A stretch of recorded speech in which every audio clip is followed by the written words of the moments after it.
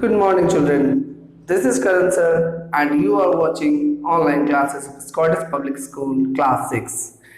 I welcome all the Class 6 students in this audiovisual class of Scottish Public School. Today, we are going to continue the chapter Diversity of Civics, Chapter 1. Today, we will take this chapter ahead where we left it in the previous lecture. So, I request all the students to please go on page number 195. I hope you all are there. Now, look at this point, linguistic diversity. I would like to request one more thing to all the students, that while watching the video, please play the video, keep your book in front of you, listen to my lecture, listen to my words, and look at the book. Don't watch the video. Just listen to the video and look at the book so that you can relate it line wise and word wise. So today we are going to cover this part of the chapter. This is SST class 6 and the chapter's name is diversity. Diversity means, I told you, it means the differences, the different ways of life. Look here, linguistic diversity. Till the diversity in India topic, we had already covered this in the previous lecture. Today we are going to just continue from linguistic diversity. India has a diverse list of spoken languages. It has 800 languages and more than 2000 dialects. Out of this 2800 total dialects and languages, there are 22 official languages which are considered by the Constitution of India, which are listed as official language of India by the Constitution of our country. Bharat में कुल 800 से अधिक भाषाएं बोली जाती हैं, जिसमें कि 2000 से अधिक बोलियां हैं. इन 2000 बोलियों और 800 भाषाओं में से 22 ऐसी भाषाएं हैं जिन भाषाओं को भारत के संविधान द्वारा प्राथमिकता दी गई है. इन्हें भारत की आधिकारिक भाषाएं घोषित की गई. आप लोगों का ये एक होमवर्क रहेगा जिसमें से भारत की ऑफिशियल लैंग्वेजेज, जो भारत की आधिकारिक भाषाएं हैं, इन 22 भाषाओं की सूची आपको तैयार करनी है, लिस्ट बनानी है, and you have to send it in the group between 6 o'clock to 7 o'clock in the evening today. This will be your homework. One would think this variety of language. So out of those 22 languages, there are some examples are given here, like Hindi, Gujarati, Manipuri, Santali, Telugu, Urdu. Along with that, Tamil, Telugu, Kannada, Sanskrit, Dogri, Kashmiri, Gujarati, Punjabi, Marathi, Manipuri, Assamese, Bangla, Bodo. बहुत सारी भाषाएं हैं. You can take this example as well. Along with that, you can Google it. You have to write the answers from there today. Next, one would like this variety of languages would make it difficult to communicate, but on the contrary, respect for each other's language, the language of a common language like Hindi or English help people to communicate with each other. Bharat में इतनी सारी भाषाएं हैं, इतनी बोलियां हैं, इन सब के बावजूद लोगों को लगेगा कि इसमें बातचीत करने में काफी कठिनाइयां होने की संभावना है, परंतु कुछ ऐसी भाषाएं हैं जो कम्युनिकेशन लैंग्वेज के तौर पर भारत में इस्तेमाल की जाती है. भारत का हर नागरिक या तो वो हिंदी जानता है या इंग्लिश जानता है. अगर हम साउथ इंडियन स्टेट्स में ट्रैवल करते हैं जहाँ पे लोगों को हिंदी बोलने में कठिनाई होती है, वो इंग्लिश बोल पाते हैं. अगर हम नॉर्थ इंडिया की तरफ जाते हैं तो लोगों को वहाँ इंग्लिश बोलने में और कुछ दूसरी भाषाएं बोलने में कठिनाई हो, परंतु वो हिंदी भलीभांति जानते हैं.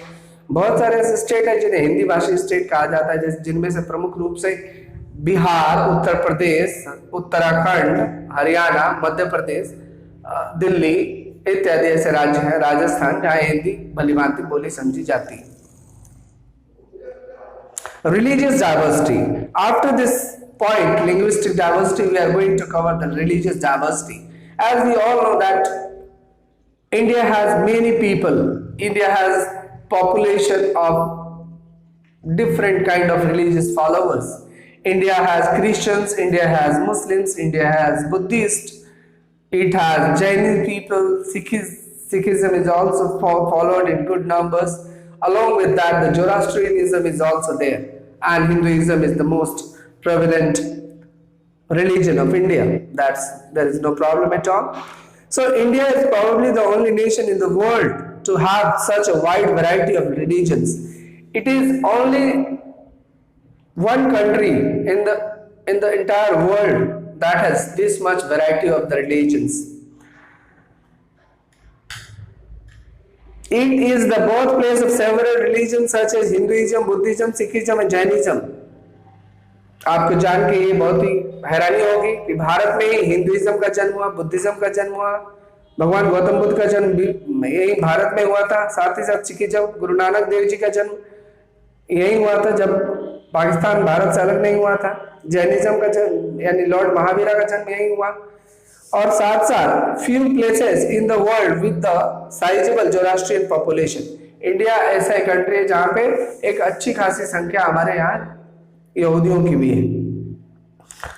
The existence of the churches, temples, masjid, stupas, gompas and dargahs reflect the amazing multiplicity of religious practices in India. Bharat में अगर हम बात करें मंदिरों की संख्या, स्तूपास की संख्या, दरगाहों की संख्या, चर्च की संख्या, ये काफी नंबर्स में है।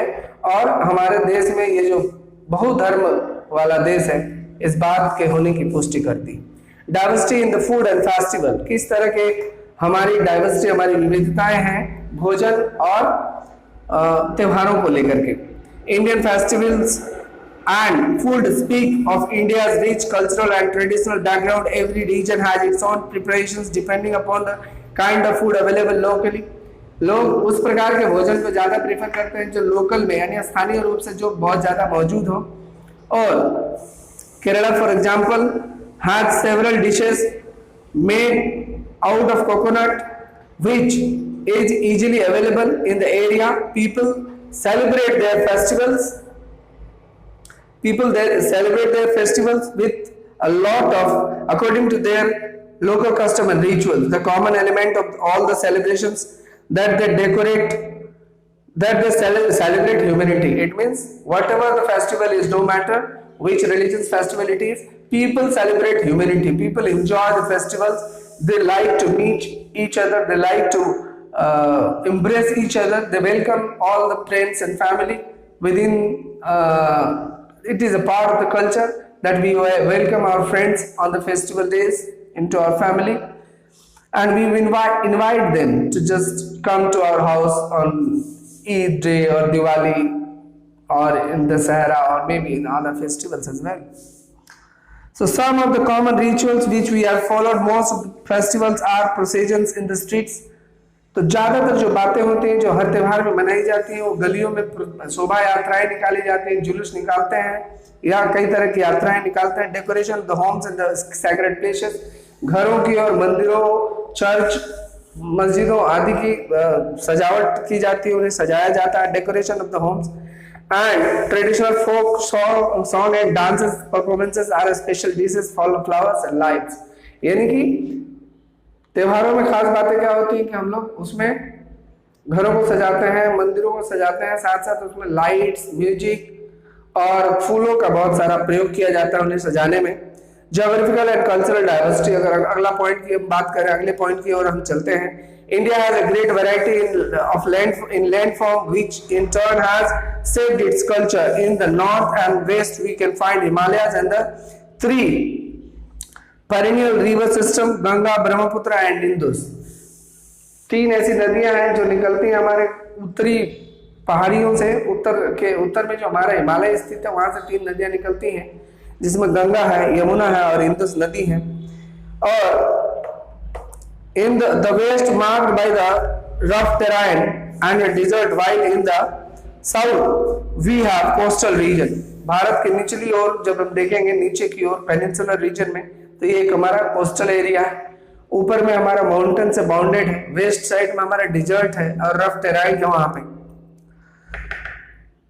साथ ही साथ these geographical divisions have had a lasting influence on the eating habits, clothing, customs and economical activities of the region, giving rise to the diversity. इस तरह की जो हमारी ये भौगोलिक बनावट है, इसके आधार पर भी हमारे रहने का ढंग, खाने पीने के वस्तुओं का चयन, पहनने ओढ़ने के कपड़ों पोशाकों का चयन, ये सब बातें इन्हीं बातों पर निर्भर करती हैं।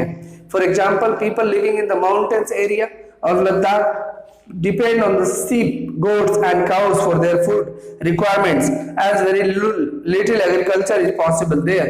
लद्दाख की बात करें तो ये कोल्ड डिजर्ट है, जहां पे इस कोल्ड डिजर्ट होने की वजह से यहाँ पे साल भर जो है फसल के ज्यादा फसलें यहाँ नहीं उगाई जाती, तो लोग ज्यादातर भोजन के लिए बकरियों, गायों और भेड़ों पर निर्भर करते हैं। साथ ही साथ हम बात करें, they wear warm cloth throughout the year, साल भर यहाँ पे गर्म कपड़े पहनते हैं लोग। The main source of the earning is wool. उनका जो उस इलाके में, लद्दाख के रीजन में रहने वाले ज्यादातर जो लोग हैं, उन लोगों के आय का स्रोत यानी मेन सोर्स ऑफ अर्निंग है वो सिर्फ है वूल, यानी भेड़ों को पालते हैं, भेड़ों के बाल को काट के उससे ऊन बनाया जाता है और इसको बेचकर बाजार में वो पैसे बनाते हैं। In contrast, people of the Tamil Nadu in a coastal state surrounded by the sea on the side and a hill on the other side, Tamil Nadu में एक और जहां समुद्र से घिरा हुआ है, दूसरी ओर पहाड़ से घिरा हुआ है, और यहाँ पे on the other practices agriculture and fishing, यहाँ पे ज्यादातर खेती और मछली पालन का, मछली मारने का काम होता है, फिशिंग का कारोबार होता है। Their main food includes rice, vegetable and fish. इनके भोजन में मुख्य रूप से जो कॉन्स्टिट्यूट करती है भोजन को, इनके मील्स के जो इंटीग्रल पार्ट है उसमें राइस है, फिश है और वेजिटेबल्स है। Since the temperature is very moderate throughout the year, they wear light clothes. Each region has state has carved its own cultural niche. It means in this part of the area, like Tamil Nadu, the climate is moderate, not too hot and too cold. So people wear light clothes and cotton clothes they wear throughout the year. However, the regional and the cultural diversity in India is the result of not only of the geography but also of the history. Foreigners from the various parts of the world came and settled down in India. They also added the cultural diversity. They brought with them their own customs and practices which intermingled with the existing ones, giving a composite structure. What happened? Not only the geography and the linguistic diversity is prominent in India, but we are gathered or came in contact with the foreigners. Foreigners came India just for the purpose of trade or something like that, but they settled down here. They just came in contact with the local culture. They intermingled their culture and they formed a new culture. Like foreigners' culture, Indians' culture, they just mingled and changed it to the different thing. Got my point?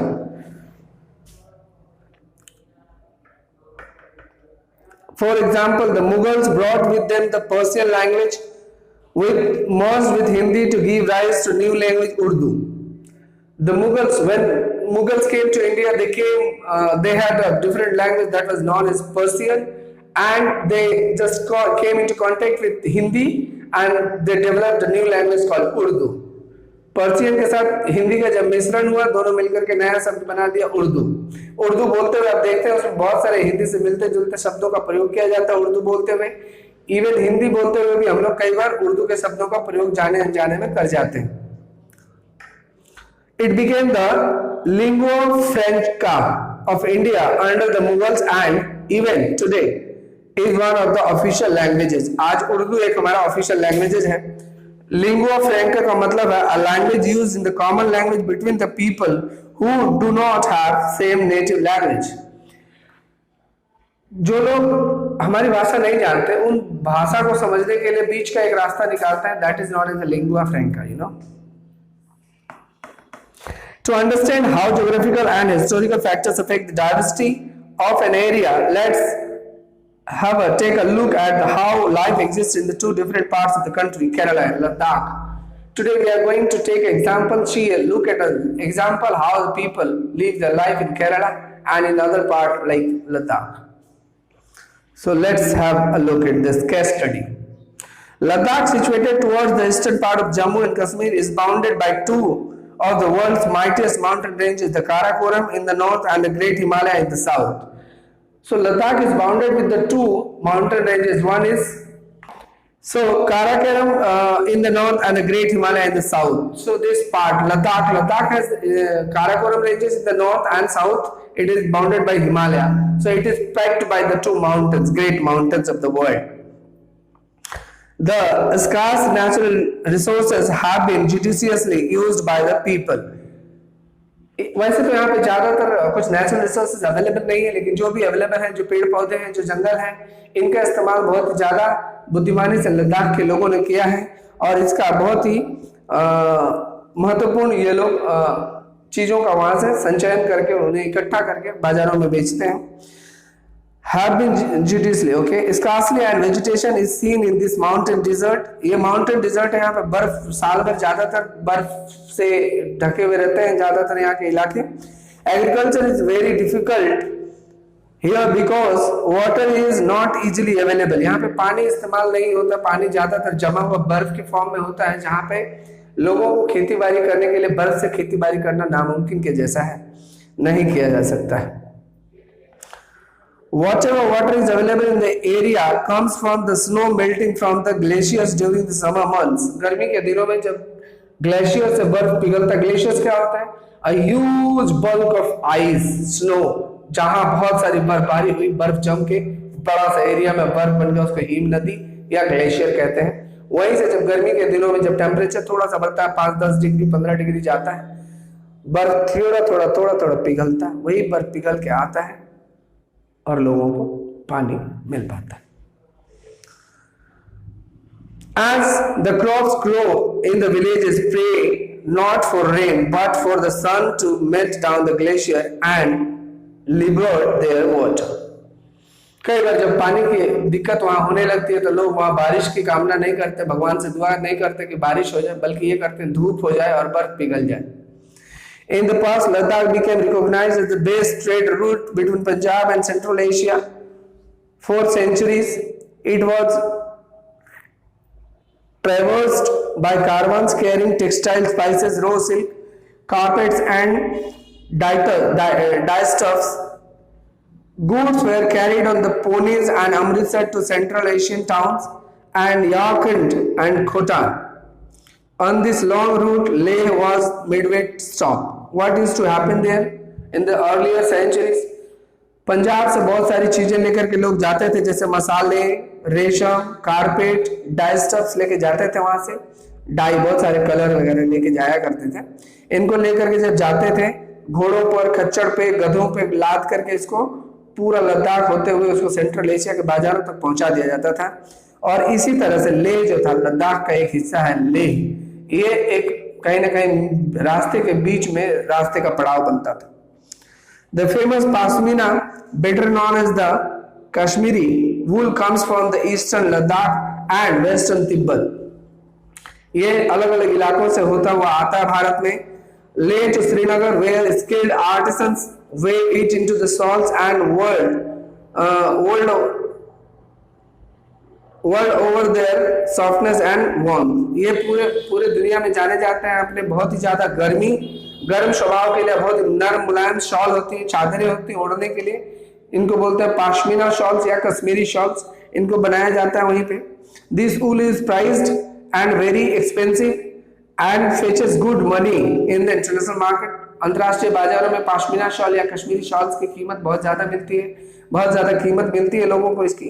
Like the land itself, the people of the Ladakh are generally quite different from those of the rest of the India.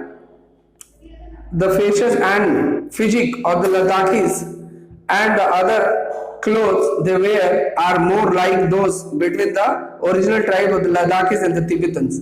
यहाँ के लोगों का चेहरा कैसा होता है, थोड़ा सा तिब्बती के जैसा और थोड़ा इंडियन से मिलता जुलता है. An example of this exchange was the spread of the Buddhism to Tibet, which took place